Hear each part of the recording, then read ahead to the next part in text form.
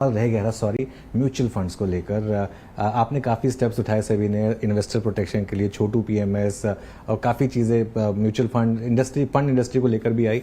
लेकिन mutual fund industry की भी एक थोड़ी सी कंप्लेन रही है कि बहुत ज़्यादा उनके अगेंस्ट रेगुलेशन हो गया है, चाहे वो स्किन इन द गेम हो या फिर सर्वेलेंस में, चाहे हर मीटिंग की रिकॉर्डिंग हो या हर जगह सीसीटीवी हो। मैं समझता हूँ कि इसकी ज़रूरत है क्योंकि इवेंचुअली इन्वेस्टर को संभालना है, लेकिन काफ़ी mutual fund managers mutual fund industry छोड़ रहे हैं और अपना खुद का पीएमएस स्टार्ट कर रहे हैं।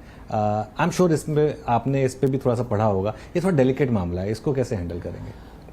नहीं, इसका तो देखिए अगेन ये बैलेंस यदि हम देखें तो उसी दायरे में ही आता है। अभी हम सब हमारे जो सेबी के डिविजन्स हैं वो सब लोगों से बात कर रहे हैं अपने अपने क्षेत्र में, और वो एक रोड मैप तैयारी कर रहे हैं कि किन किन चीज़ों में हमें रैशनलाइज करना है, किन में सिंप्लीफाई करना है, किस में ज़्यादा रिस्क है और उस रिस्क को कम करना है, और कहाँ पे हम माइक्रो में चले गए हैं उसको हमको निकालना है।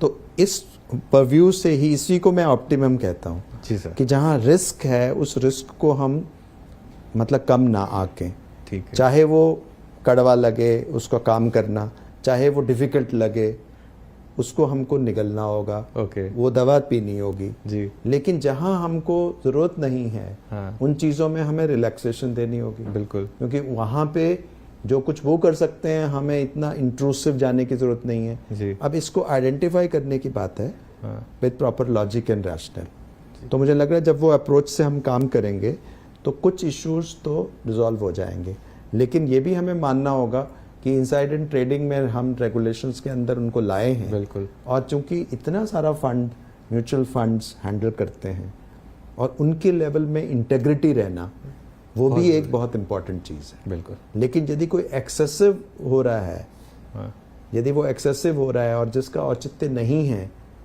तो हम we can always have a relook at it. बिल्कुल।